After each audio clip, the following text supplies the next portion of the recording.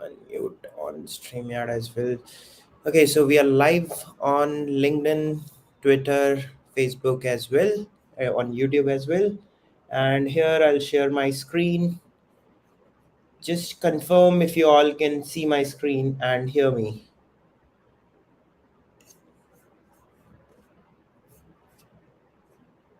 A quick confirmation if you all can see my Yes, screen. yes, sure. Thank you, Karan, for sharing.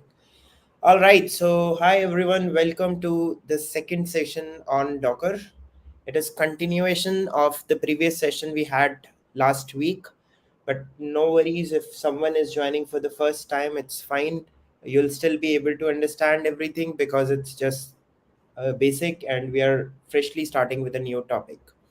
So today we are not only live on Microsoft Teams, we are also live on many other places, YouTube, LinkedIn, as well as on Twitter. So, as always, we'll start with a quick round of introduction from everyone who's joining here, specifically on Microsoft Teams. A lot of people have already joined the session. First of all, thank you for joining. So, let me introduce myself first for all those folks who are joining for the first time, and then we'll quickly go through a round of introduction, and then, yes, we'll start with the topic for today.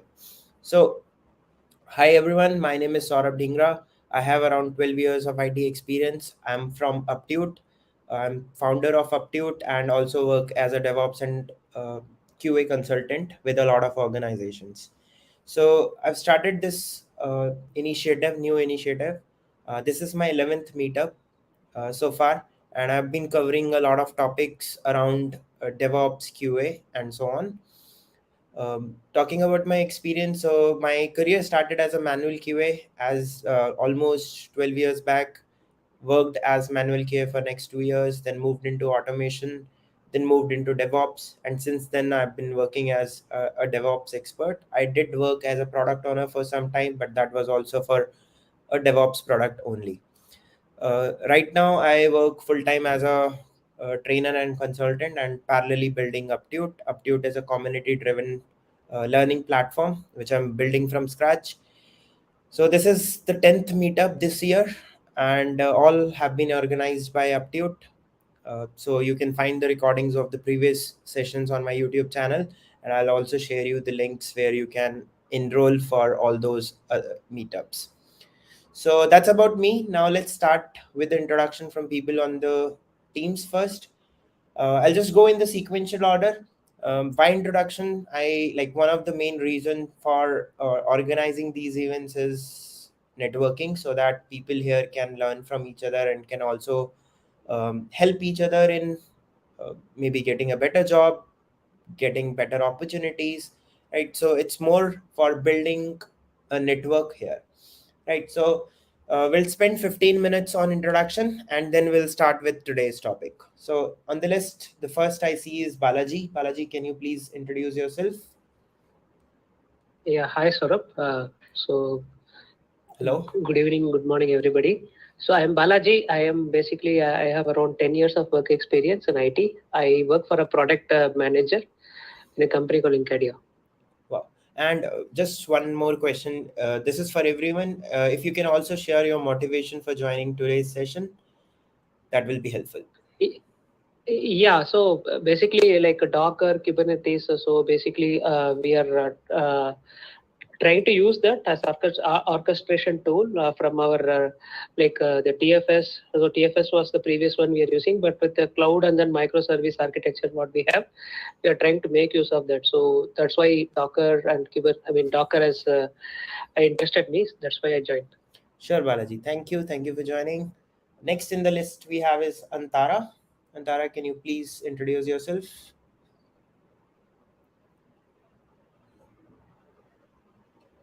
Hi, Antara. Can you hear us?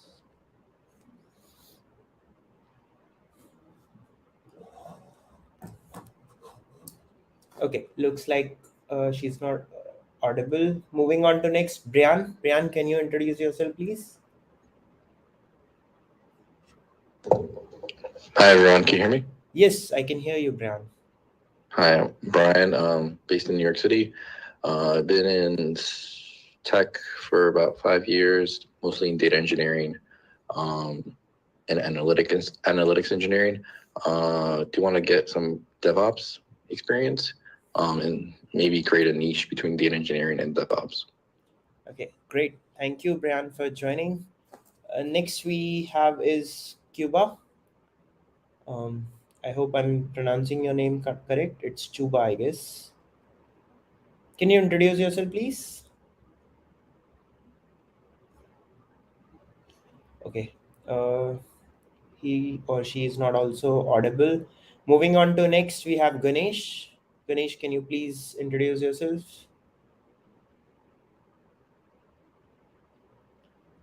Hi all, I'm Ganesh. I have 3.5 years of experience in software development. I work on .NET platform.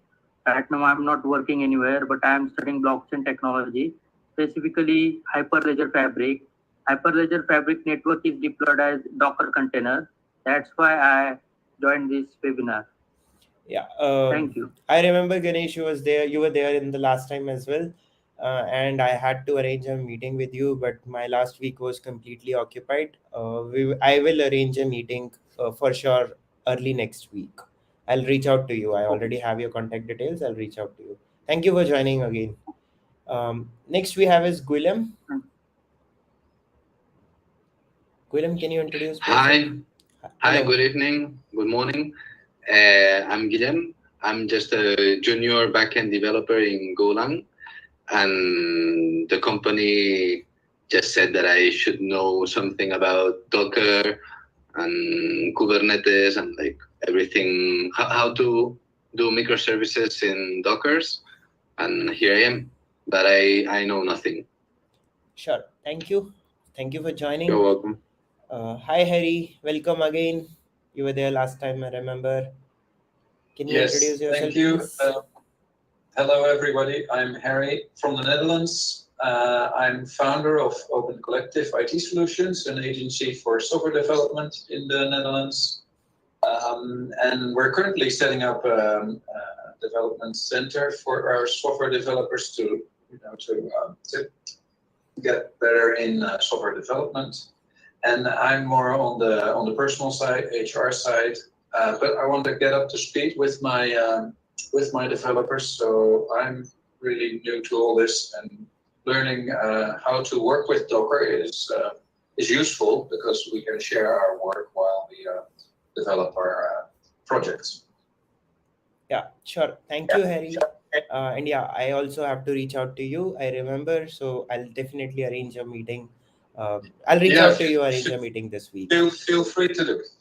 Thank you, Harry. I could not do it last week. Had a very hectic schedule, but this week I'm available, so I'll connect with everyone who were there last meetup. Cool. Hi, Karuna Karan. Welcome back. You were also there in one of my meetups. So yeah, can you introduce yourself, please? It was for Selenium. Hi everyone. My name is Karunakaran. Shortly Karun. I'm from Netherlands. I'm working in a QA for 15 years. I'm working as a contractor for a Grand Vision opticals company, and in my previous company I worked on Dockers, but after that I really lost that touch, so I just want to hear and do some commands during the session. That's why I joined. Thank you. Welcome back. Next, Khaza, can you introduce yourself, please?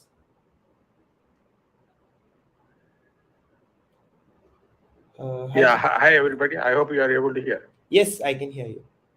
Yeah, thanks for the session, Saurabh. Actually, I'm working as a cloud engineer in one of the IT companies here in Hyderabad.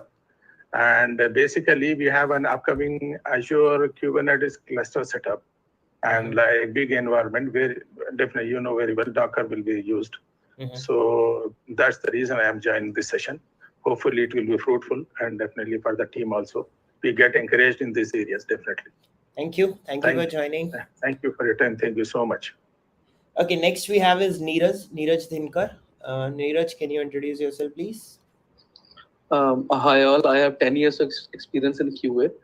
So Docker and Kubernetes new for me. So I just want to explore how Docker and Kubernetes works. So. All right, welcome to the session. Thank you. Next we have is Nikita Dhar. Nikita, can you introduce yourself, please?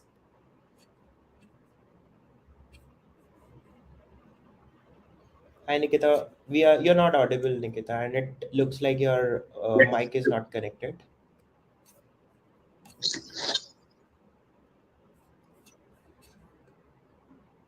Hello, Yeah, you're audible now. Not a bit audible. I'm again. audible, right? You're audible. Yeah, I'm Nikita Dhar here. I'm from Germany and I have around 8 years of experience, 5 years in India and 3 years here in Germany. I basically work for the front-end development side and also different development platform. Currently, I'm on my maternity leave and so I'm planning to switch my profile towards DevOps, and recently have started learning about different, as there are so many tools in DevOps. So yeah, I'm also in a very basic level. So I thought, okay, let's give it a try and to gain more knowledge about the Docker images. So that's why I'm here. Thank you so much. Thank you, Nikita, for joining. Next on the call we have is Priyanka. Hi, Priyanka. Can you introduce yourself, please? Hi, Saurabh. Hi, everyone. So I'm from Bangalore and I'm an associate software engineer. I work at Torrey Harris. So I work mainly on Apache Kafka and we use Docker for testing. So I just wanted to learn more about that. Sure. Thank you, Priyanka. Thank you. Welcome to the session. Thank Next you. we have is Sandeep. Sandeep, can you introduce yourself, please?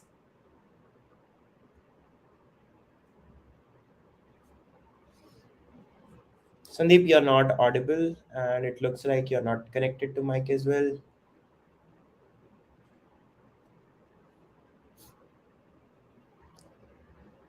Okay, we cannot hear Sandeep, so we'll move on. Meanwhile, he'll come back. Soumya Prasad. Soumya, can you introduce yourself, please? Hi, Saurabh, and hi, everyone. I'm Soumya. I'm joining from Stockholm. I have around 4 years of experience in test automation and a really long career in manual testing back in Bangalore.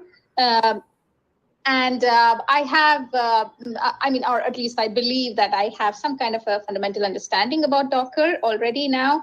I have used it like a year and a half ago, but now it's like I want to build upon whatever little I had done a while ago, because I'm thinking more about portability of the mobile tests that I'm actually working with right now using Docker across the team members. So maybe not at the CI level or so, but just inside the team for portability.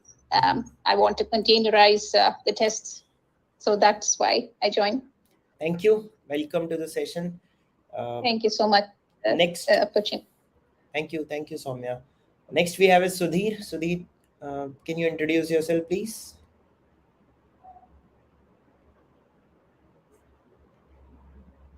Hello everyone. My name is Sudhir. I'm working as a software developer in Forestia India Private Limited from last 4 years, and I joined this system because we used Azure DevOps, but there are kind of central teams, they manage all the stuff, and we only get to use the environment only. So for me, it is better to have the basic understanding. That's why I joined. Thank you, Sudhir. Welcome. And yes, Azure DevOps do use a lot of Docker, so this session is going to be helpful for you. Next we have is Suresh. So hi Suresh, can you introduce yourself? Hi, can you hear me? Yes, I can hear you. Hi, I'm Suresh. I'm from Bangalore. I have more than 15 years of experience in testing, both manual and automation. I just started learning DevOps. Nowadays, actually, companies are looking for candidates QA with the DevOps skills. So that's the reason I started learning DevOps. Sure. Thank you, Suresh. Welcome. And it's so good to see a lot of people from various different domains, different technologies, people from all over the world joining this session. Thank you everyone again for joining this. I hope I'll take maximum benefit of your time. Okay, yeah. So we'll learn from each other. So the topic for today is building Docker images for absolute beginners. And yeah, first of all, sorry, last week's meeting was not recorded, but this time I made sure that it is recorded from start only, so that we have the recording and shared to all the people who have joined here. Okay, and yeah, so we can start the session now. Those who have not joined the last session, it's still fine, because in the last session we covered some basics of how to manage the Docker, which we will kind of recap today also during the session only. And this is a new topic, so even if you don't have any knowledge about Docker, you still be able to follow up, right? So these are the topic we're going to cover today. That is, we're going to talk about volumes, and we're going to talk about Docker images. So if we quickly recap for people who had joined for the first time, what are Dockers, or what are basically containers? So uh, containers, we create containers because on a server, when you have to deploy multiple machines or multiple softwares which have dependencies, and those dependencies has conflict, so we'll not be able to deploy multiple software on one single machine. Okay, and if we deploy only one application on one server, we'll not be fully utilizing the server. So to take maximum benefit of the resources deployed on a server, we need something where we can isolate these softwares. And that's where virtual machines or containers comes into picture. So if we talk about the difference between two, here in the virtual machines, we deploy infrastructures, or how we deploy virtual machine is that you will have a server. On that you will have operating system, on top of it you'll have hypervisor, and then you again deploy virtual machine. These virtual machine will be isolated from each other, but there are a lot of operational cost and capex cost which is added here. Why? Because every operating system needs some other operating system first running on these, right? And then you deploy application. So one, you'll not be able to fully utilize the server, because there is some resources which goes in running these virtual machines. And second, you have to not only maintain the server operating system, but you also have to maintain the virtual machine operating system, right? Whereas when we come to containers are more like isolated areas which does not require anything or any other software to be installed. They use the you can say all the technology or all the resources from this main operating system only, right? So if I have to explain Docker as a container, then what all you'll be needing on a server, having operating system, you have to install something called Docker engine, and on top of it we deploy the containers. These containers consist of dependencies and the application which you want to deploy. Say for example, you want to deploy an application which is built, say, on Java, then all you need is a container which has JDK in it, and then your application code. So it will be able to run, right? And these all are isolated areas and don't communicate with each other. So this was the definition of Docker. Docker is basically, or Docker or a container is basically an isolated area within on an operating system with resource usage limit applied, right? Then in the last session, we discussed about the Docker engine and the architecture of Docker. Then we discussed how we can deploy a Docker on or Docker image as a container on a Docker host machine, right? So, and we learned a lot of commands which we can use to deploy and manage all the Docker containers and as well as networks. Then we saw one example where we were running a web application using Docker. Okay.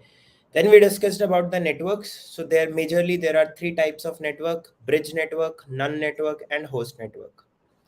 Bridge network is the default network. So whenever you deploy any container, that container gets connected to the default network, which we call as the bridge network, right?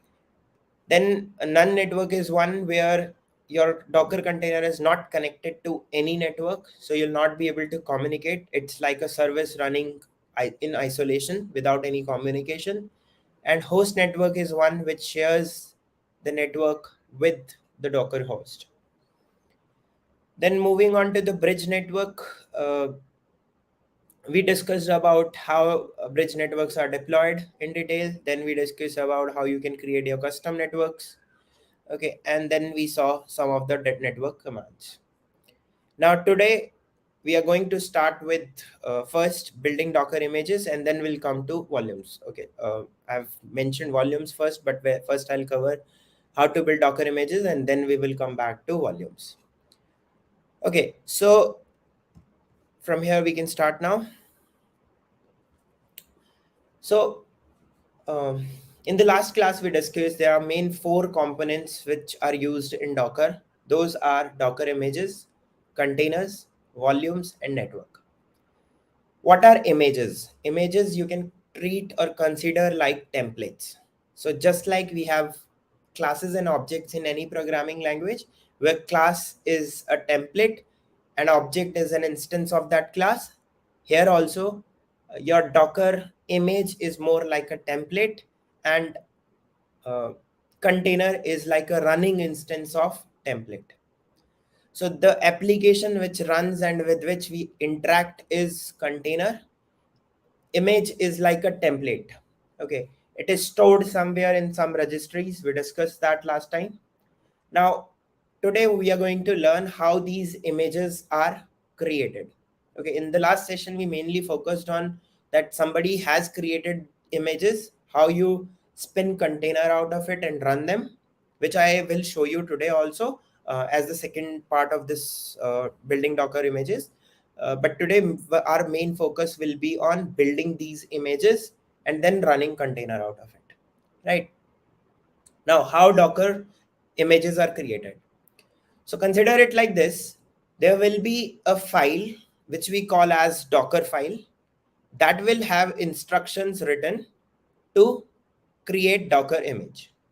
So first of all, we have to create a file called Docker file. There won't be any extension to this file. It's just plain Docker file. You can name it anything, but the preferred name is Docker file, or by default, the file with which Docker interacts is Docker file, but you can keep any name here. That file will have instructions to create an image. Okay. Once you have this file, then it goes through a process called Docker build.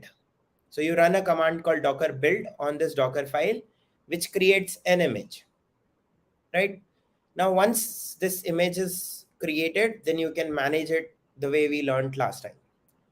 Now, what that Docker file have?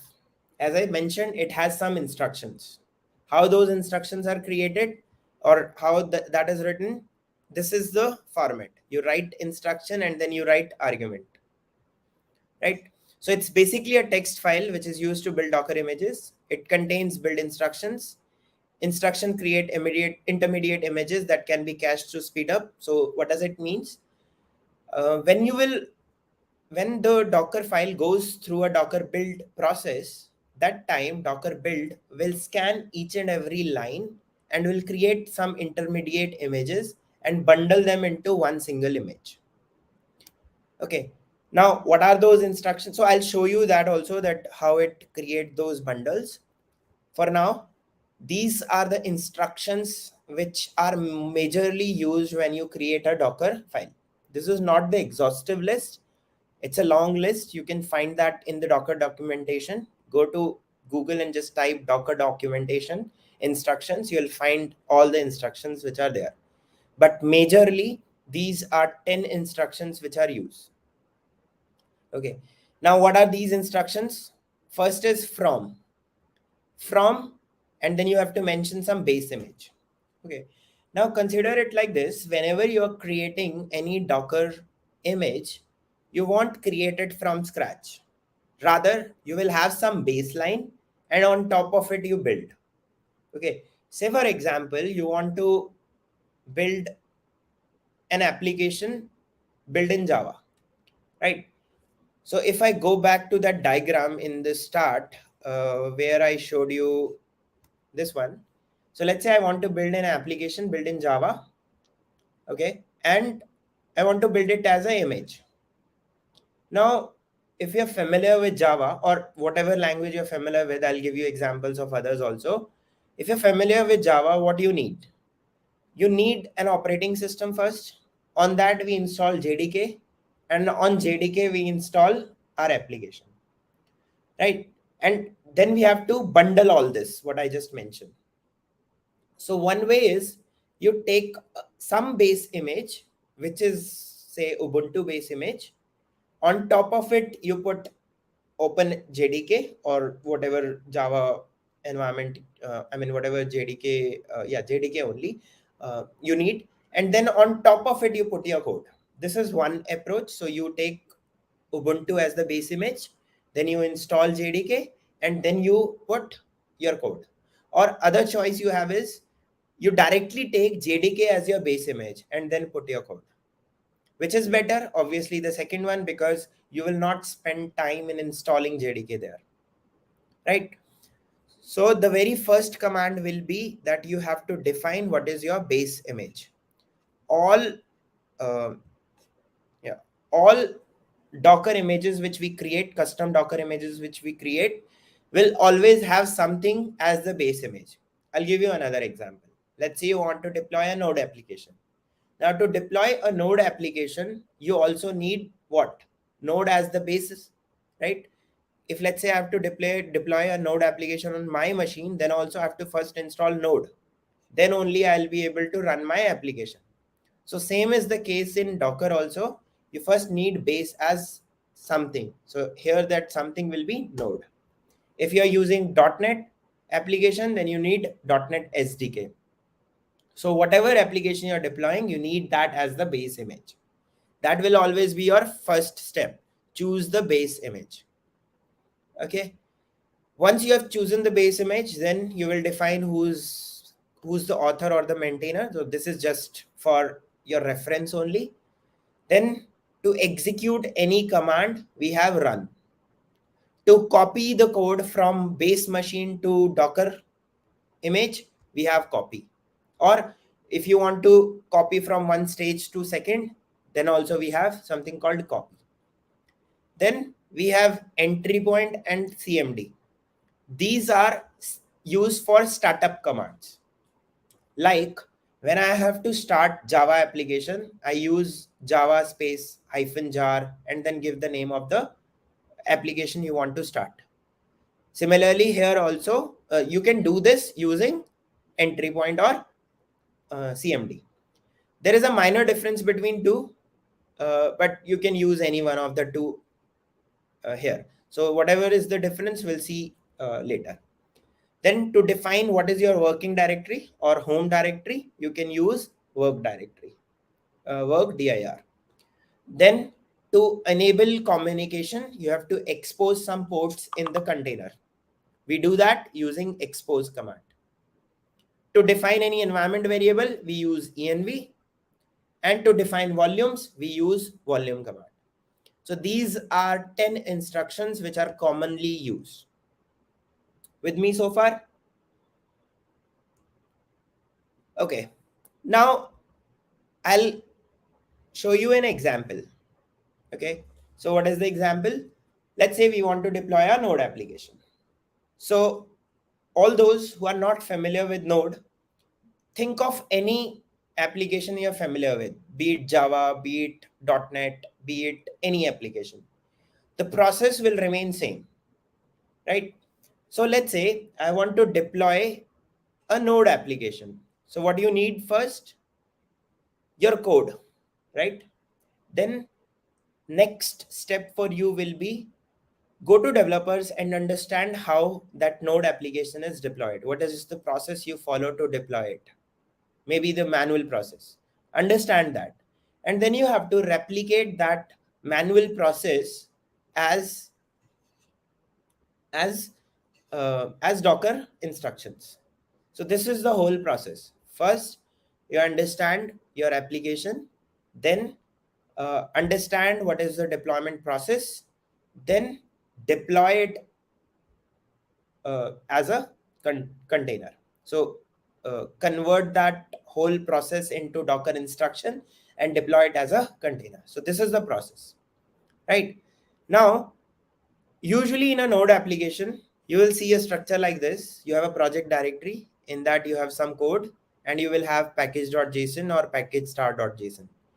Package.json file is like one single file which has the build automation process defined as well as dependencies defined. Okay, if you're coming from any other background, say you're coming from Java, in Java, if you use Maven, in Maven we have pom.xml.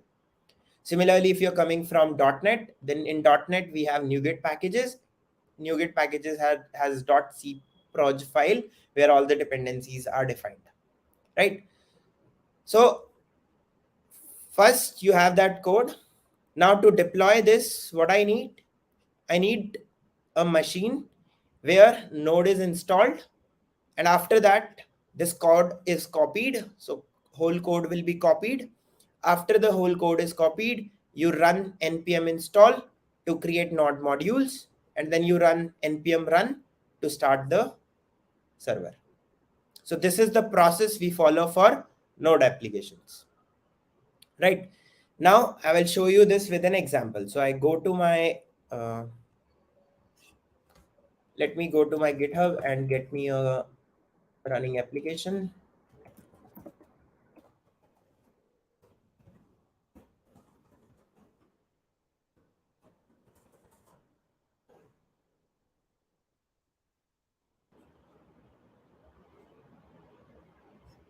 Yeah, I got the code and I have a server here. So this server already have Docker installed. Let me clear it. So you can check Docker version by running a command docker version. Here it is. Now I'll clone that repository. So this repository I'll share with you all for your practice.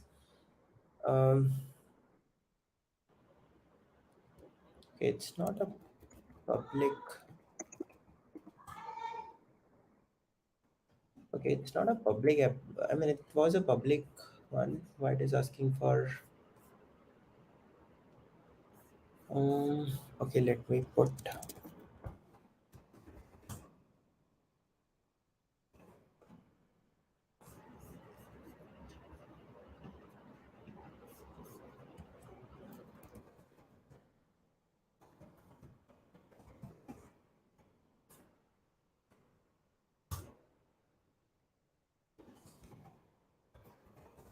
Okay, let me get the password.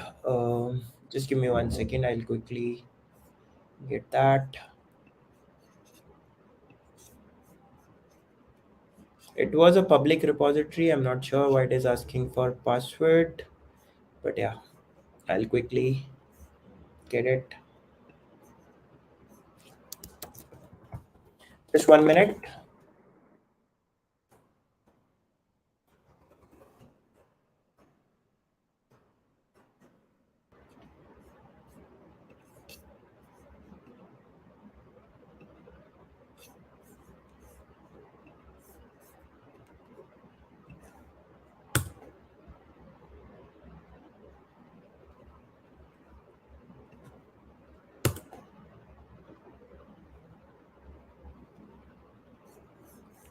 Okay, let me once again confirm why it is asking and what is the problem.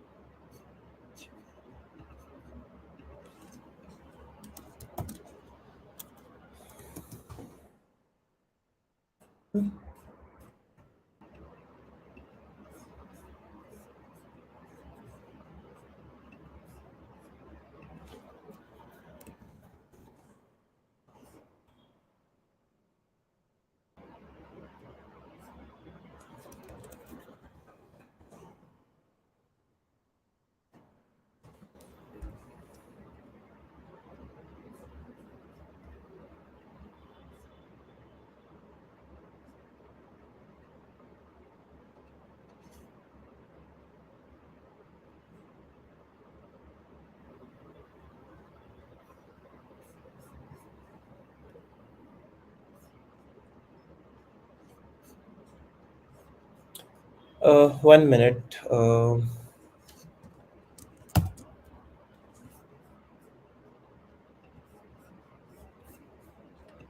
Sorry for this. 1 second. I'm just trying to see why it is giving me this error.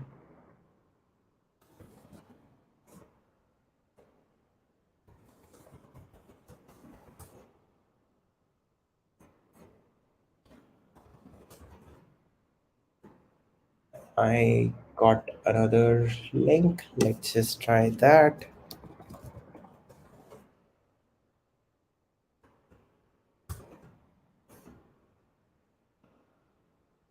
Okay, so I got the code now. So here is an application which is a sample Node.js application. If you do ls, here is the code, right? Now you see this is the project directory. So this is the project directory in which all the code is there. And then there is something called package.json. So here is package.json, right? So if I say cat package.json, this is the file in which dev dependencies are defined and scripts to start the server is defined. Okay, now how this application work? What you have to do is go to this application and then here you will run sudo npm start first install command. Okay, this will take some time. With it creates something called node modules. So it creates node modules. Those modules are required by that application to make the application up and running. Okay, so so if I just say sudo npm install and then say sudo npm run, this application will be up and running. Now I want to do this same thing through Docker, right? So first of all, you can use any editor for writing the uh, Docker file. So let's say you have your Visual Studio, you can use that. Whatever tool you use, you can do that. If you're using Visual Studio, you can go to its extension and install a Docker extension. So just search for Docker. You'll find the first one. This is the one which I am using. Okay. Once you use this, whenever you create a new Docker file, it will highlight you a lot of shortcuts and all.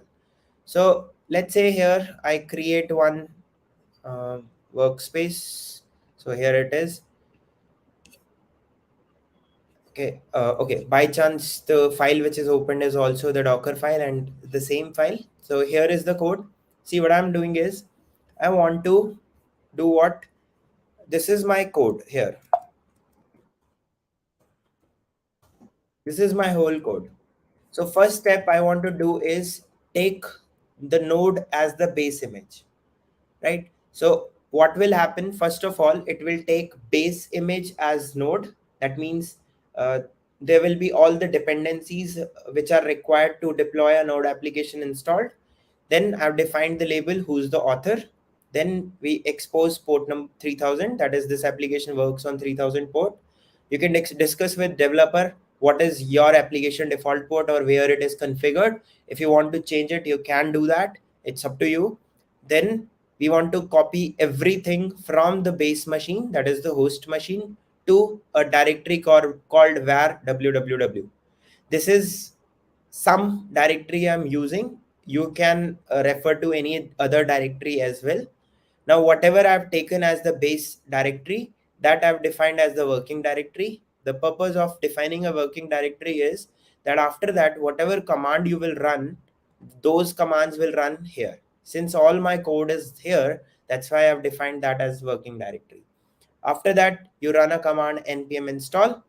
Okay, and if you want, you can refer to any volume also, like map your whole code to an external volume also. And this is my entry point. That means whenever a container will be created from this Docker image, the starting command will be whatever you give in entry point, that is npm start, right? So this is what I explained during the diagram, that the first you will have to define what is your base image. So node is my base image. Then we will run npm install on top of it. Then we will run npm run or npm start command. So that is what I've mentioned in the file. Now if I go back to here, there is already a Docker file define, I can show you. So cat Docker file. This also has the same code which I just showed you. Okay. Now we will run Docker build command to create a Docker image. So the command is Docker build -t. -t means where you are defining the tag. So first you give the name of your Docker Hub user, which is Saurabh D2106. If you don't want to push your Docker image, then you can skip this part also. /, then the name of the image. Say for example, I call it sample node app, right? And then tell where is your Docker file. So if let's say you have your file with some other name, then you can pass -f and give the name of the file. If it is just Docker file like we have, you can simply say dot. That is the current directory is where you will find the file. Press enter. Here instead of dot, you can also give git repository also. Okay, so it will directly fetch your Docker file from the git repository and then build. It's up to you. You can give the directory path, you can give the current directory path, you can give the git repo path. Now here, what's happening is all these commands which are written, all these instructions which are written, each instruction will be executed as a separate image and every command will be cached. So let's say next time you come up with another Docker image, you want to build another Docker image from scratch, but for some other code. And if there are any steps which can be shared, like the first step can be shared, because if let's say you're building another node Docker image for another node application, you will be needing the base image as same, right? So if there are any sharing step, this will already be cached, so your process of deploying the image will be fast. Okay, so here you see all the Docker containers are created and a lot of intermediate images were created. Whatever you see in red, you can ignore it because this code is a little old code. That is why it is giving us these warnings. Otherwise everything is fine. All that 8 steps executed one by one. And when you will run a command called docker image ls, you will see the Docker image created, right? So Docker sample node app, this image is created and you can see it was just created 37 seconds ago. There is another sample node app which I downloaded earlier, which is an old image, so you can ignore that. This is the one which is created now, right? You can see 37 seconds ago. Size is 1.05. Okay, and its tag is latest. So if you don't give any tag, it will always create a image with the latest tag. Okay, tag are like versions. Now base image is also downloaded node, but you don't need it now. It was just downloaded to create this container, right? See, if I run that command again, you will notice that that command now is executed in fractions of second, because all the images, all these steps are cached. They're already cached on the machine, so you don't have to create them again, right? So now we have a image. What we want to do, we want to create a container out of it, right? So remember last time we discussed about this command. So it is docker run, then hyphen, what was the command?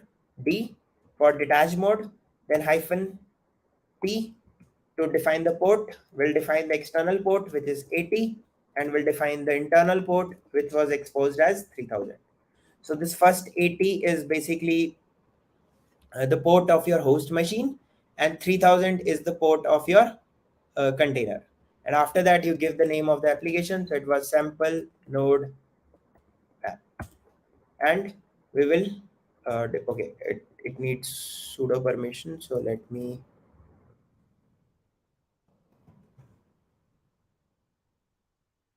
okay, I think I'm not, sudo permission is not required. This is some other error. Let me say docker images. Okay. Yeah, the name of it is not sample node app. It is Saurabh D2106 / sample node app. Now it will work.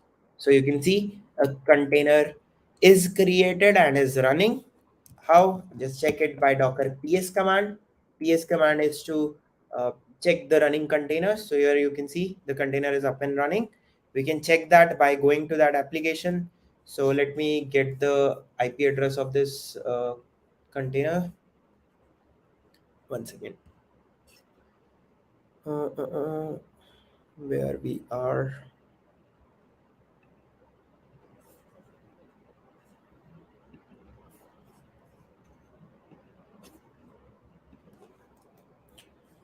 Okay, let me get the IP.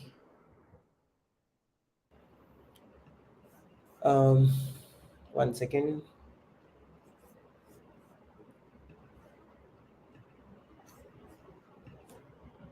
Okay, I got it. So here is the host name.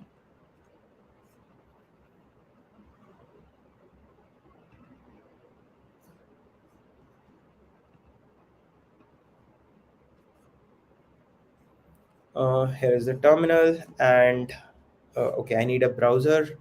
So let me open a new browser here, and I'll paste the host name. So this port, I mean, when you directly put the host name, it runs on port number 80, and you can see now that application is up and running, right? So this is the application which we had deployed using this container. Okay, you can check by stopping this container. So if I say docker stop and give this ID 0A, this is the ID of the container. So 0A stop, okay, 0AD.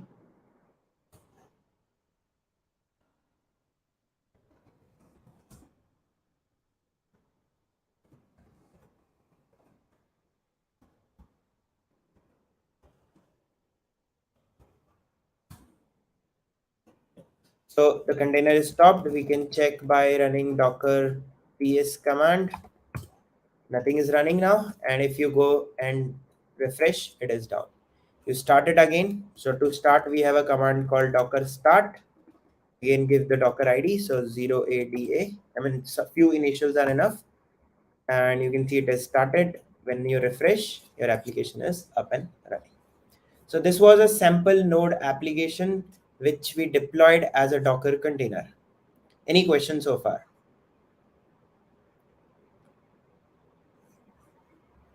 Okay, there is some question. Okay, no worries. No questions. Okay. Yes, Saurabh Khaja here. Yeah, Ajay. Saurabh, what we deployed, was it deployed on a virtual machine or how it was? Where it is deployed? Okay, so what I've done is I've created a virtual machine on a cloud. Okay, and on top of that, I already have Docker Engine installed, and there I deployed this Docker container. So I do understand why you're coming with this question, because initially I said Docker, I mean virtual machine versus Docker container. So we discussed that in the last session, that now it is not virtual machine versus container, rather it is containers on virtual machine. Because when we have moved to the clouds, nobody uses the direct server. We don't get access to the complete server directly, right? What we deploy is a virtual machine on a cloud, and on that virtual machine is like a server for us, right? And that virtual machine is what we want to utilize fully, right? So to completely utilize that virtual machine completely or fully, we create containers on it and deploy. So it's not virtual machine versus container anymore, rather it is containers on top of virtual machine. I hope that answers your question. Yes, Saurabh, one more thing, like what is the limitation of, I mean, how many containers we can deploy in this? Okay, so as such, there is no number limit, but there is a usage limit. Okay, there is a configuration. I don't remember exactly the file where that configuration is done. I can check and share it on the LMS. But there is some limit to the resources which you can apply. Say for example, you have 4 GB RAM, so you can limit how much RAM your container maximum your container can have, and once that is reached, you'll not be able to deploy further. Otherwise, there is no number limit, but there is resource limit which is there. So I'll check and find out and give you that file where that thing is defined. One more question, Saurabh. Regarding the Docker image, how we should decide like how much hard disk it is going to take or RAM it is going to take one container image. How to decide? Yes. Okay, that depends on a lot of factors. First, how heavy is your application, the code and all, how much operations it is going to do. Okay, and the next thing what I would prefer to do is that I'll take, like with my experience, whatever size you can use, you apply that and then test it. Okay, so test it with putting some load on it. What kind of load? Traffic load. So put traffic load, see the utilization, how it is, how your resource utilization is happening there, RAM, memory and all. Monitor that, and then once it reaches a limit, maybe take 60% or 70% as the limit. Once you reach that and you still think that you can still have more load available, then increase that limit. Okay, or deploy another version or another instance of that Docker, and then do the traffic distribution, right? So that could be an image which you can follow. That could be a not image, that could be a process which you can follow. So take some with your experience, put that into some load, see if that can handle your load. If not, either increase the limit, which you can call as horizontal scaling, and then no, rather vertical scaling. And then if let's say you don't want to do vertical scaling, then you can do horizontal scaling. Horizontal scaling means adding more instances of the same Docker image and then distributing them through load balancers. This monitoring will be on the VM level, right? Because I need to monitor the resources on the VM level where all these images are deployed, right? You can do monitoring of your Dockers as well, but it depends on where you are deploying and monitoring it.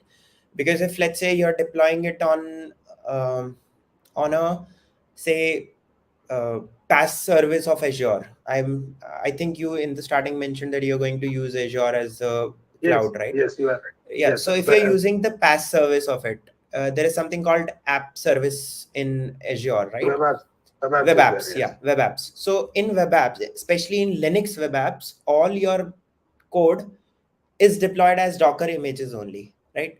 So when you deploy there, then when you monitor, it is one and the same thing. Whether you're monitoring the web app or you're monitoring the individual Docker image, it is one and the same thing. Okay, then you can increase your traffic and get to know if it is not web app and you're using say virtual machines. In that case, you have to monitor. I mean, you can do monitoring of both virtual machine as well as Docker containers also. So you have to install some agent in it and then connect it to some monitoring tool and then do it. Yeah, that is the process which can be followed. Yeah, that was my concern. Like the image level monitoring is available in any way. That was my concern. Yes, it is available. It is possible.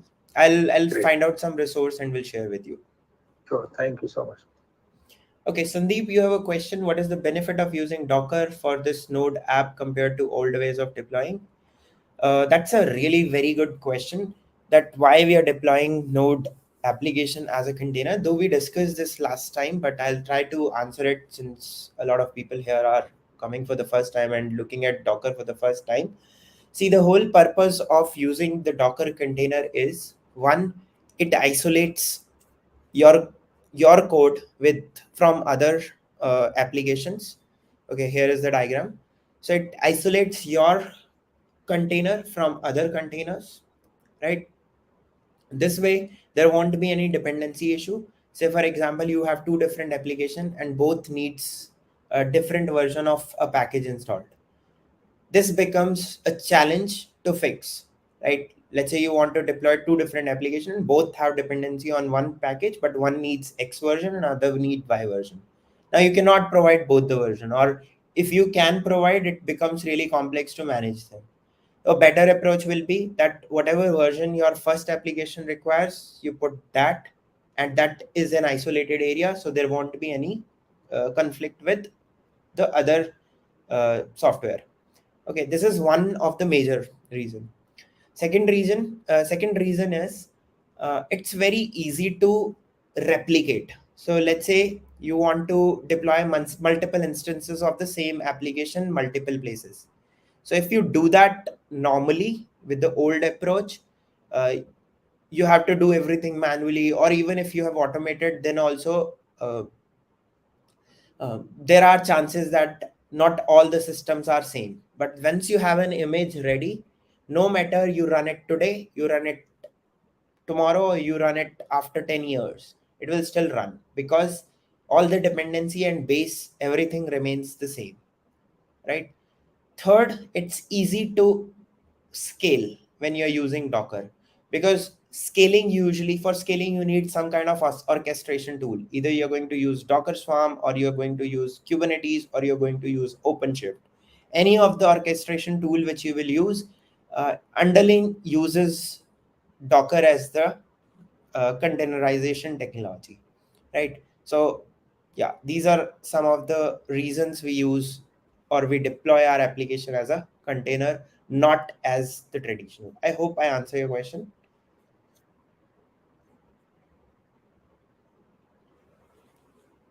Did you get, Sandeep? Yeah. Okay, so any other question?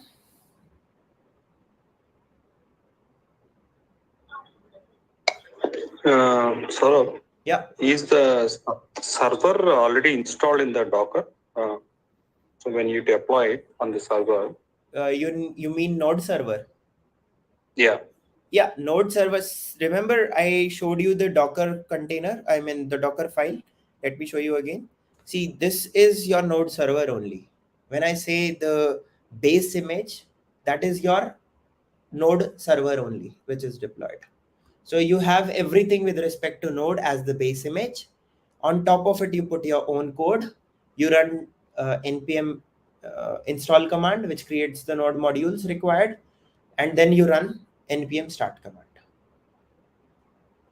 Okay. Okay, but where is that URL is coming from? Which URL? You typed in the browser, right? Okay, that is the host machine URL. So this is a virtual machine. So that virtual machine is mapped with our DNS, and that is the URL I just shared. So it's a host machine. So when I created this container out of that, when I created the container out of that image, I actually mapped the port number 80 of the host machine with the 3000 port of the internal machine.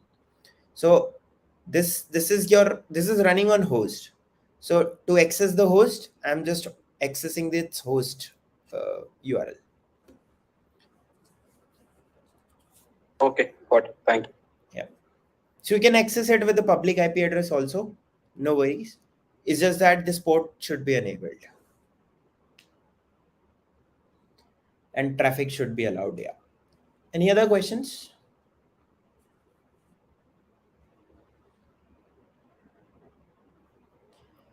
Okay, so if there is no other question, I'll move on to the next example. So the next example is, one second. So next example is where we are going to,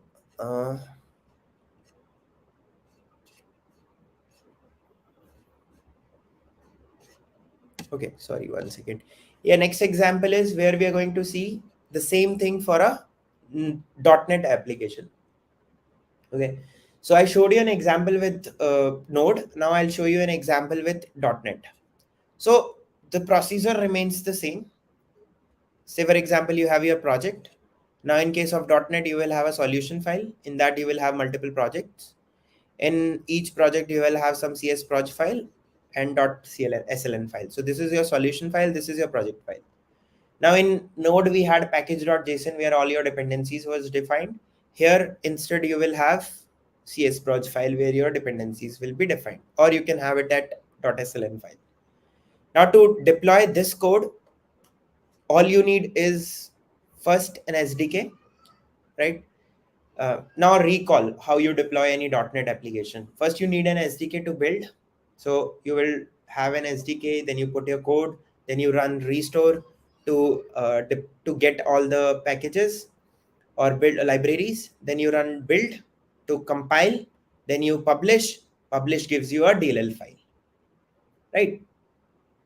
Now in this case, there is another approach you can take, especially in .NET and Java applications, because here you don't need SDK to run. You need SDK to just create this DLL file. To run, you only need DLL and the runtime, .NET runtime. So if I can deploy my image such that first I publish, but then I only take this DLL, I extract that DLL and put it into another image.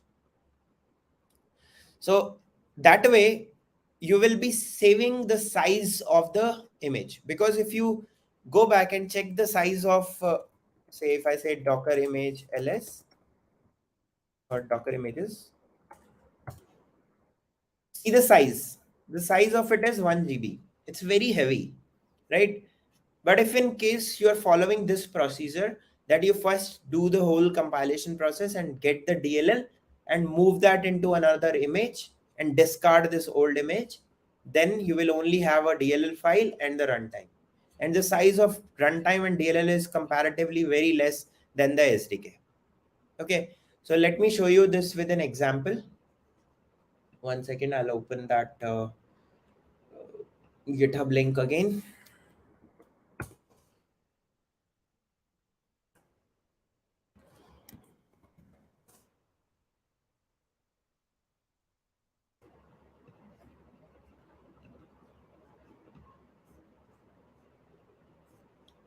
Yeah, I got it.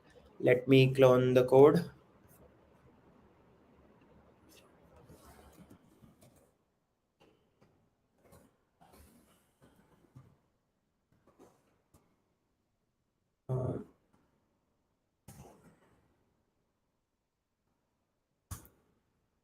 Okay, so here is the code.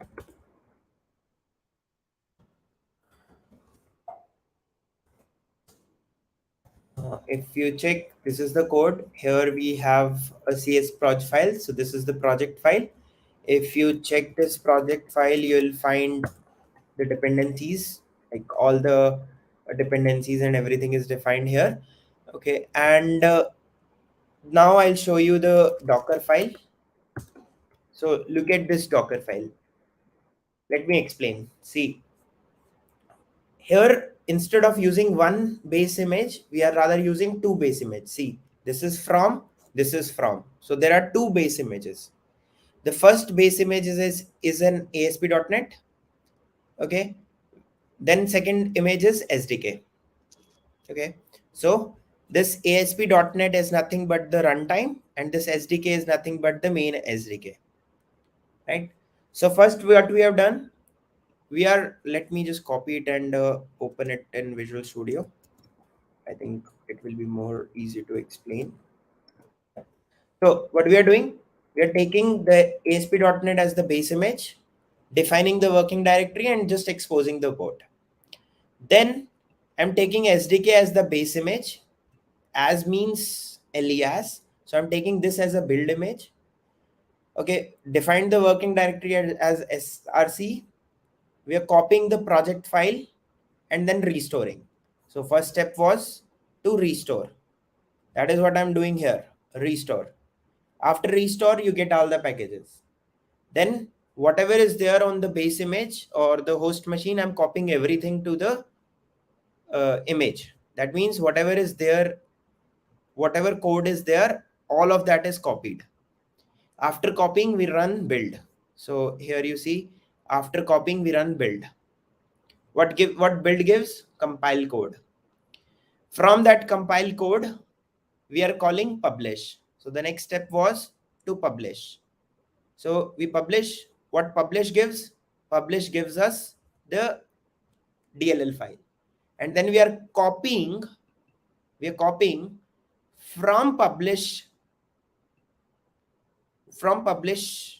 stage, we are copying whatever is there to app publish folder, and the next command will be, or the entry command will be .NET and then name of the DLL file. So this is the start command. Okay, let me repeat again. See what I needed. What I wanted was an SDK. After SDK, I want the code. Then I first restore, then build, then publish. So same thing I'm doing here. First the SDK, then I'm restoring, building, and publishing. Publish gives me the DLL file. I copy that file to the base image. Base image has ASP.NET, and then I run it. So this will deploy a Docker image of a .NET application. So let's see. Let me go through that same command, docker build hyphen p, let's say sample .NET app, and give the context as dot.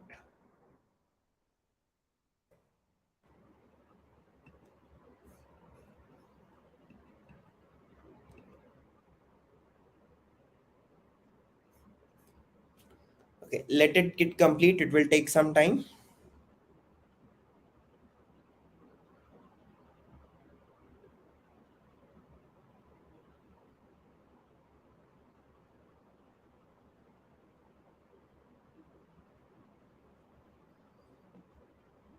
So you can see all the steps are going.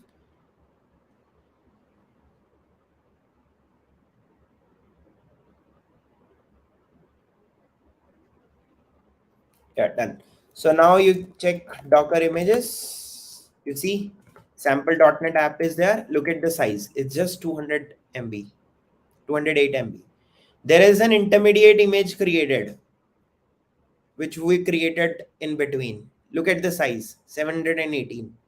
If I would have combined both, it was close to 1 GB, but now the size is only 208 MB. That is the reason we only take out whatever is required and put them into runtime. So this is another way of creating a Docker image, right? And now you can deploy it as earlier. Let me first check if there is any. Yeah, it is running. So let me stop it. So Docker stop 0 ADA. Okay, and Docker run -d-p port number 80. And I think internal port was also exposed as 80. And let me give it an, what was the name we gave? A sample.NET app. So sample .NET app. Let me just confirm. Yes, it was sample.NET app, and run it. So if I say docker ps, that is running. Now let me go back and check it. So if I refresh now, it should be .NET application. So here you can see the .NET application is deployed, right? So what we have learned is how to create Docker images from the code. All you have to do is understand the process, then use the instruction to write the Docker file, and then run docker build command to create an image. With me so far? Any questions? Saurabh, the URL will not change. It will remain the same. Okay, actually what I did was I stopped the previous container and mapped this 80 port with the new container. Okay. That is why it is same. Otherwise, yes, you're right. It should change because I've only exposed port 80. I've not exposed any other port. That is why it is same. Otherwise, what you can do is you can run another container with some other exposed port, and then it will run on that port. But since I've only exposed this port 80 to outside world, it is running here. This mapping of port is you are doing with the OS port mapping to the image. Is it like that? No. I'm doing it at the container level. See, here mapping is done when I was running this container. C -p So this is host port and this is container port. But Host this, in the sense you are talking about the VM host in the sense? yeah, VM host. I'm talking about the VM host. So this is Okay. VM host port and this is container port. When I executed the .NET app, VM port was still 80, but the container port was 3000. Okay, but when I say that I'm not exposed to the outer world, what I mean was that there is no other port apart from 80 which is exposed to the public. I mean the VM port. That's why I cannot map it with other. I can map, but that will not work. By default, this will be exposed on the internet, or we need to enable specifically? We have to enable this. By default, nothing is exposed, and yeah, you have to expose it separately. This is Azure cloud. Okay, on Azure cloud, whatever VM you deploy, nothing is by default enabled. You have to write the networking. Like in networking, I have enabled this port. Yes, you are right. NSGs are there and other ports. NSGs, yeah, all that porting networking thing comes into picture. So for now, I've just enabled the 80 port for today's demo. After that, I'll just stop this VM also. Perfect. Okay, Harry, you have a question. Would a Python application have a similar process to create a Docker image as this example? Yes, exactly the same procedure. You have to first just understand how you compile it, and then write those compilation steps as Docker instructions and run it. Exactly the same. Okay, so yeah, I think I'm done with the first part of this, and I believe it will be too much for today if I cover the second topic also. So I think we should stop here and take out another day, maybe the next weekend, same time, and we can cover the storage as well as we can take some more questions from you all. Okay, so I think let's do it that day because it will be too much for today. I think it was already a heavy session for beginners. So let's take the volumes and storage next day, and I'll also take your questions, or we can go through a lot of other examples as assignments. Okay, now last week I mentioned that I'm going to put all the assignments and recording on the LMS. I did that, but I was late because of my heavy schedule. I'll be doing it today. So all the PPTs as well as all the assignments are already uploaded on the LMS. For today's, I will do it straight away after our call.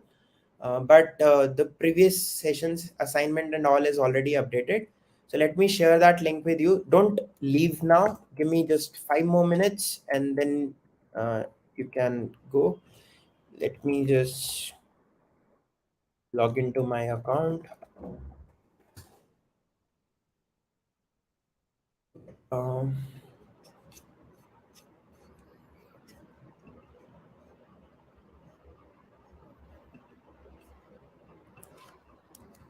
yeah, so this is the link. I'm sharing it in chat. This is the place where you will find all the assets from the last session and today's session. So the PowerPoint presentation which I used last week, PowerPoint presentation which I've used today, assignments, and yeah, these are 2 or 3 things which you will find. It's free to enroll. There is no cost. It's just free of cost. Once you access it,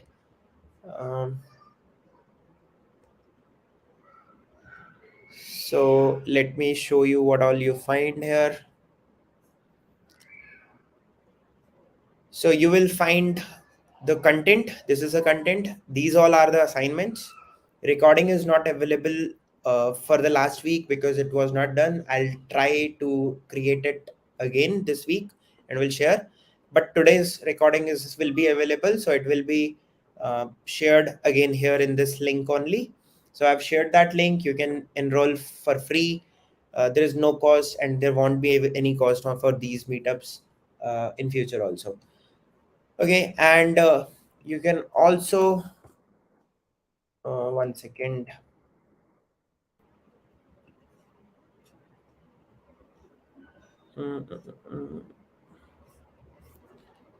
Just 1 second, I'll give you the YouTube channel link.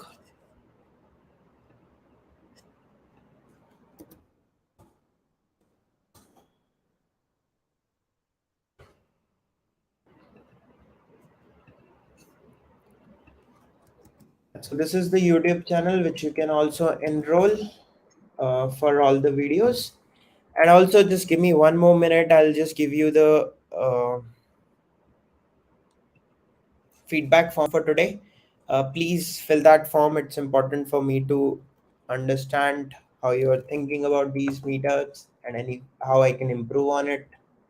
Just give me 1 second. I'm pulling out the feedback form and I want you to please fill that up.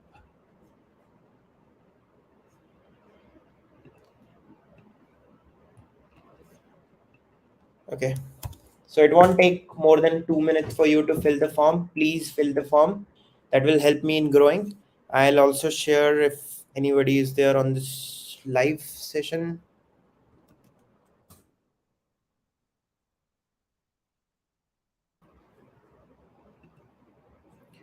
All right, now I'm open for feedback as well as open for questions. If you have any, please feel free to ask. On today's session, in general, anything you want to discuss, anything about DevOps, if I can help, I will discuss. But please fill up the feedback form. It won't take more than 2 minutes for you to fill. Please do that. Okay, and yeah, if in case you or your organization is looking for any training, I request you to please add it into the feedback form. One of my team member will reach out to you next week to discuss it in detail, and then you can also discuss it with me if you need any technical help to understanding. Okay, and if you need any training in DevOps, QA, Agile, and Cloud, we have a team of trainers who can help you in delivering your training online, offline, both.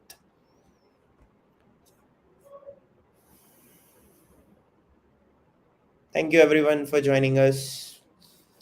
Yeah. One question. Yes, please. Regarding the DevOps part, I mean implementing through YAML and Terraform, how easy and or difficult it is to learn? You're talking about Terraform. Terraform integrated with DevOps. Yeah. And the YAML pipeline. Yeah. Okay. So Terraform does not uses YAML. Terraform uses another language called HCL, HashiCorp configuration language. It's very easy to learn. It's even easier than YAML. So yes, you can implement it. You can integrate it with Azure. You can integrate it with AWS, any other cloud. You can integrate it with Terraform. This Kubernetes and all also. I think when you're mentioning YAML, you must be mentioning about Kubernetes. So yes, Kubernetes is a complex topic to learn, but we can make it very easy. So I have a couple of trainers who can help you in that. I personally is not a Kubernetes trainer. My expertise is more towards infrastructure as code, CI/CD tools, and Docker. For Kubernetes, if you want, I can arrange a call with my expert who takes care of Kubernetes. But yes, it is easy. It is complex if you go deep. Basic is still fine. Right. Practically, production environments, I have just seen DevOps implementations. I mean, the operations part, where they run the pipeline, basically, where I have seen .tf files and the YAML files integration. So how that works, I'm not sure. Okay, so not Kubernetes. I mean, the infrastructure as a code for implementing in the infrastructure in cloud. I mean, VMs and VNets, other things. Yeah. So that I can help you with completely, but I cannot explain you in such short time. Maybe we can arrange another call with you. Just as a question, what possibilities are there in that area to understand this? Okay, so see, consider it like this. If you talk about infrastructure as code, there are multiple things. Like you have server provisioning, you have configuration management, then you have server templating. There are many other areas as well, but majorly these three areas. So server provisioning is something which where you deploy virtual machine, where you deploy web apps, where you deploy many other infrastructures. Okay, like databases, pods, Docker images, etc. So that is possible through Terraform. So Terraform is one of the best tool. Second tool in that is something called cloud formation. So that is another tool. What they uses a very simple syntax called HCL language, which is a declarative type of language where you just tell what you want to deploy. Then there comes the second part in infrastructure as code, which is configuration management. What is configuration management? Now think one layer above your infrastructures. So the bottommost layer is your infrastructures like virtual machines, networks, uh, your cloud, your databases and all. Now one layer above, you install softwares. That's where comes the configuration management tool. So tools like Ansible, Puppet, Chef comes there. Okay. For both of them, you might need some images or containers. So that's where server templating tools like VM or these Docker container tools come. You got some idea? Am I answering in right direction? You were looking that? Yes, definitely. Yeah. Yes. So Yeah. I did couple of meetups where I covered Terraform with Azure and Terraform with AWS, which you'll find on my YouTube channel. So you can check there. And if you need more information in it, let's connect next week offline. We can talk more about it. Sure. Thank But you so much. I am a person who you can contact for Terraform or Ansible or Puppet or Chef. So yeah, we can discuss on it. Sure. Thank you so much. Okay, thank you. Any other question from anyone? I had a quick question, and my question was basically desktop virtualization is still entirely different if you compare to what we can do with Docker, right? For example, if I have three members in my team, and two of us use a Mac and the third person uses Windows, but he still would like to write tests and build the applications with Xcode and things like that, and maybe run the app on a simulator, some basic test things that we do. But he has a Windows, so we cannot really solve this problem to any extent with Docker still, right? We need desktop virtualization to solve this problem. Yeah. If you want to deploy Docker on Windows, you definitely need virtualization. So, and also it's not easy or not feasible to run the application, I mean the Linux ones on Windows One. So that challenge will always be there. The solution to that, simple solution to that, what I see is take a virtual machine, deploy it on cloud. I mean, deploy a virtual machine on cloud, and then you all uses the same thing.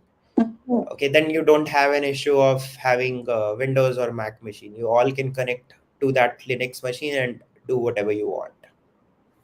Right.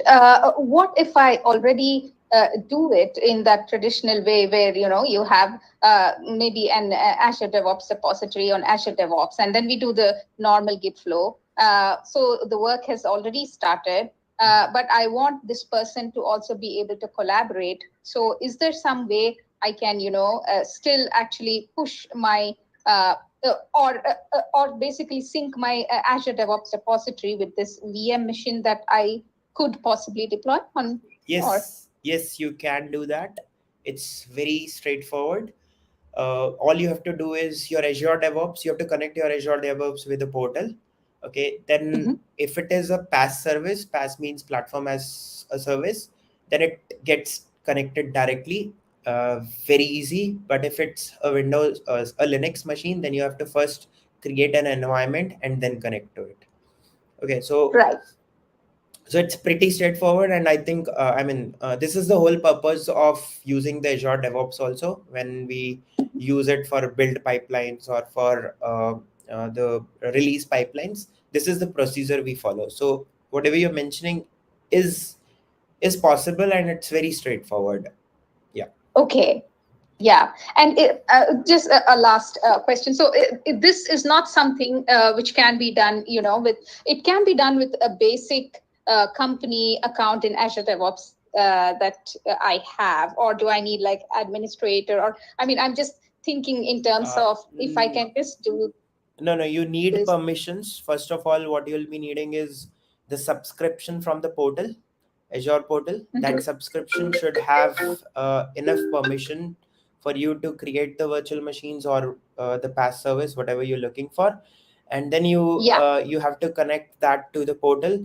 So in portal also you need a permission. I think we call it contributor permission. So you need that contributor permission to connect that service subscription ID.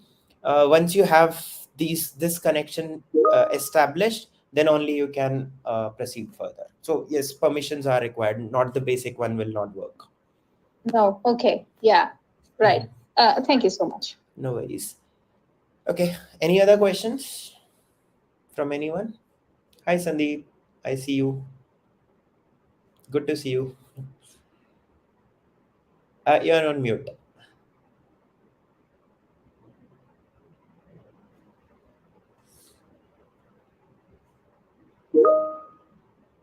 Okay. But good that I can see you. Nice to meet you. Any other questions from anyone? Amazing session, Saurabh. Thank you. Thank you. Who's it, by the way? Sorry. Mayur. Oh, hi, Mayur. How are you? I'm good. How about you? Good, good, good. All good. So are we like on next weekend? Like, are we have any scheduled session? Yes, it will be available. I mean, as I mentioned, we are going to have definitely the next meeting as where we are going to discuss Docker further. So we're going to discuss Docker volume, and we are going to do some recap of the previous session, as well as I'm going to add few more assignments or practice things to make it more practical. And we have sessions every weekend. For few more sessions, you'll have to see me. After that, there will be another other authors will be coming. But yeah, these sessions are there every Friday, same time. Thanks. Thank you. So I request everyone to please fill up. Is it possible?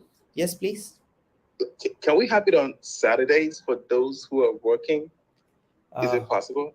Okay. Yeah, earlier I used to have it on Saturdays only, but Saturdays the turnout was less, so I tried Friday. Let me discuss it with my team, because I believe in India we have right time, but everywhere else it will be working. So yeah, I do understand. So okay. let me just go through it once. I mean, let me decide. I'll try. What's your name? Because here I see Docker, building Docker. Yeah, I'm sorry. It was a mistake. I'm using my phone and I didn't know that it was asking for my name. I thought it was asking me what meetup I'm trying to, get into. So it was a mistake. Okay. But I'm gonna put my name on the form so that way you know my name. Sure. Thank you. Thank you. So please, whoever is on the call, I request you to fill up the feedback form. That will be very helpful for me to improve on and improve the whole experience of the session. Please share your feedback. Okay, any other question? Anything you want to discuss? Anyone here on the call? Hey, can you hear me? Yes, Sandeep, I can hear you now. Hi. Okay, I think the browser just needed a refresh. Yeah, I just wanted to say it was a really great session. I don't know anything about Docker, so just looking at how you created the images and the containers was really good. I've got a very quick question. How might a QA come across Docker? When might we be asked to do something with Docker, do you reckon? Like simple. So your question is how much QAs require Docker knowledge, right? Yes, or maybe when to perhaps use it during the workspace. Okay, so first thing, nowadays a lot of QAs are also involved in CI/CD, that is continuous integration, delivery, and deployment. So debugging the builds and all, you should be aware of how the images are created, how things work. If you're not involved in CI/CD, then one place where I see the whole application of Docker is a place where we want to scale our test cases. So I'll give you an example. Say for example, you have thousands of test cases. Now you run those thousands of test cases on a machine, and it takes 2 hours of your time to run. Okay, you want to reduce this time. So what is the solution? One, you add multiple machines. This adds up to a lot of cost. So another approach you can follow is you use the same server but deploy multiple containers which have all the required dependencies like your browser and other software and all. So this way on single server you will have multiple Docker containers running, and all containers you can have your tests running in parallel. Okay, so this is one place where I see simple answer to that is scale. When you want scaling your tests, that's where we need Docker knowledge. Second I mentioned was when you are involved in the continuous integration, delivery and deployment, that's when you, to debug the whole process, you need Docker.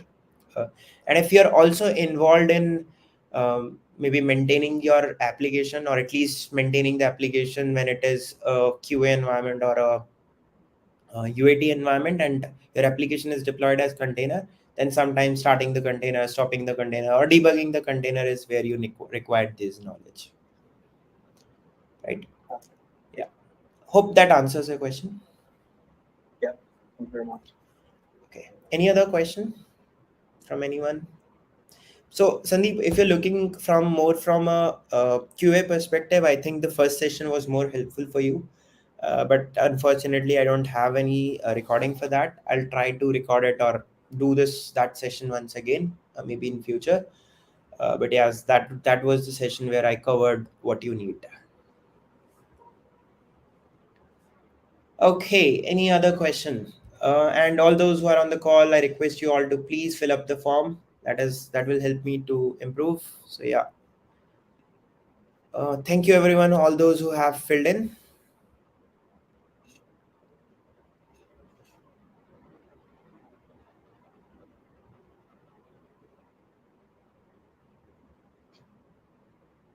Are we planning to have any physical meetups? Yeah, next quarter, starting next quarter.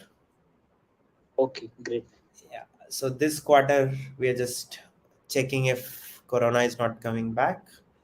If it is not, then yes, next quarter we are going to have. Amazing. So we'll start from Bangalore and Delhi, then Pune and Mumbai, and then probably in the rest of the world.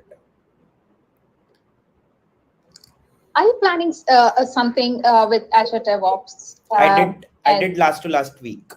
I'll share you the recordings. Okay, yeah, that would be really kind. Thank you. So you can check the recordings on my YouTube channel. I've already shared the link. Right.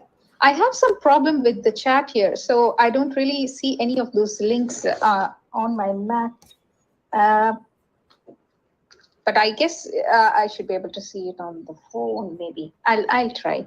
But thank you so much. I'll drop off now. Sure. It was really good today. Thanks. Thank you. Bye-bye. Bye. All right. So that's all then. Thank you everyone for staying so long, and I hope the session was helpful. See you all the next weekend. Thank you everyone. Bye-bye. Have a lovely weekend. Yes, so thank you. Bye-bye. Thank you, Saurabh. Thank you. Have a lovely weekend. You too. Bye-bye. Take care. Bye.